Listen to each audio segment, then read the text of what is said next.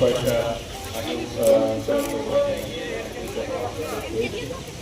ওনারা একদম আমাদের পরিবারের মতোই আছে।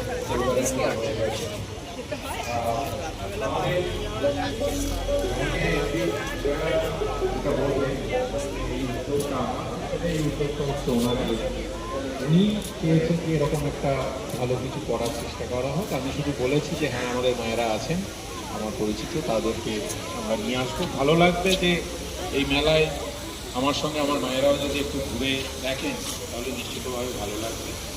এবং এদেরকে সাহায্য করছে তারাও তারা এদেরকে নিয়ে এসছে। আমরা একসঙ্গে এই দুটো সম্পর্কে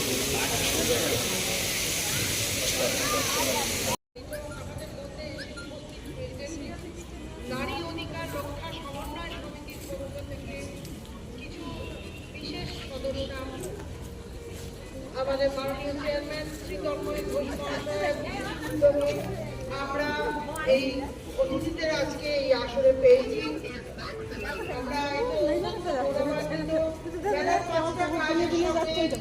আমাদের পড়াশোনার সঙ্গে আমরা